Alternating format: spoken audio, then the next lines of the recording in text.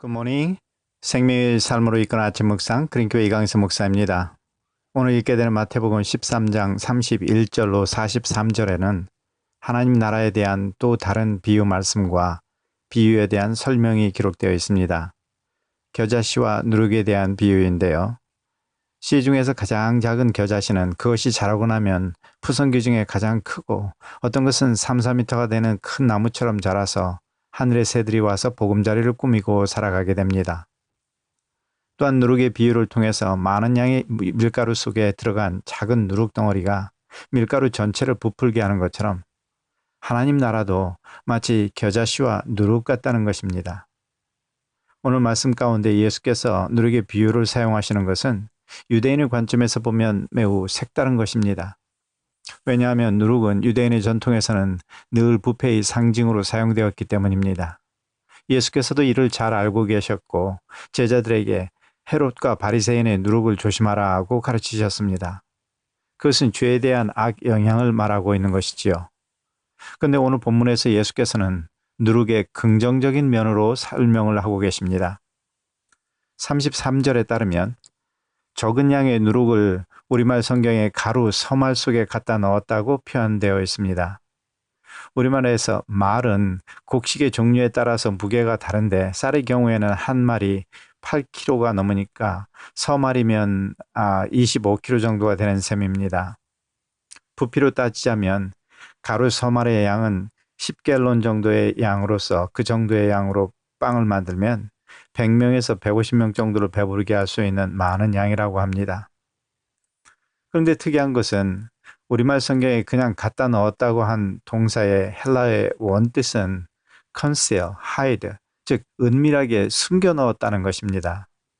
이를 학자들은 하나님의 나라는 드러나지 않고 조용히 펼쳐지고 있다고 합니다. 하나님 나라는 예기치 못한 방법으로 때로는 수치스럽게 여기는 방법을 통해서 미래의 그 모습을 드러낸다는 것입니다. 34절로 35절에는 예수께서 비유의 용도를 설명하고 계신데요. 시편 78편 2절을 인용하면서 창세 때부터 숨겨진 것들을 선포하리라는 예언이 바로 비유로 말씀하시는 예수님의 말씀으로 이루어지게 하려는 것이라는 마태 공동체의 시각을 담고 있습니다. 36절 이하의 말씀에 따르면 비유의 말씀을 마치신 예수께서 군중들을 떠나서 머무시던 집으로 돌아왔습니다. 근데 제자들에겐 밭에 뿌린 가라지 비유가 잘 이해가 되질 않습니다. 그러자 예수께서 다시 설명을 해주시는데요. 좋은 씨를 뿌리는 사람은 사람의 아들, 즉 예수님이고 밭은 세상입니다.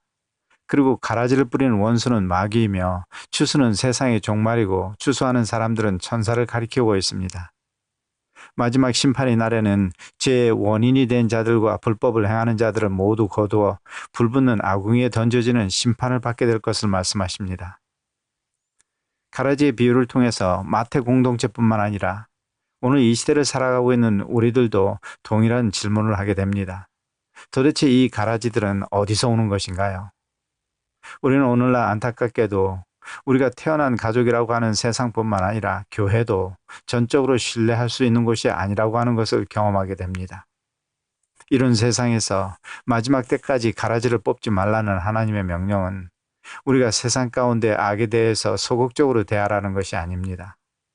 세상의 불의를 외면해도 된다거나 사회의 폭력을 무시해도 된다는 하나님의 명령으로 이해해서는 안 됩니다.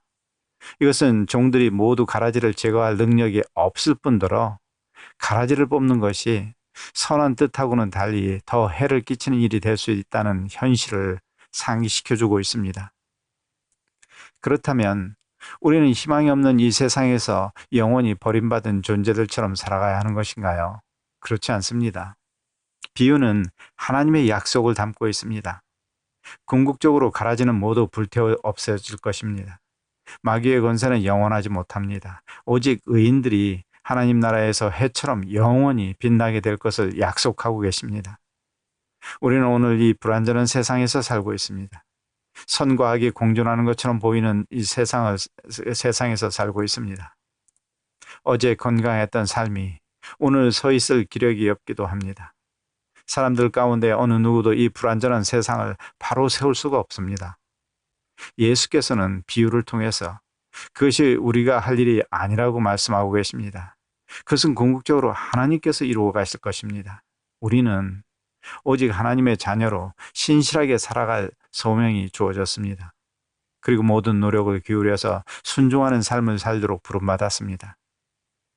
오늘 우리들의 삶은 복음의 씨앗이 처음 심겨졌을 때처럼 작고 미미해 보이지만 그 안에 하나님께서 주신 생명을 담고 있습니다.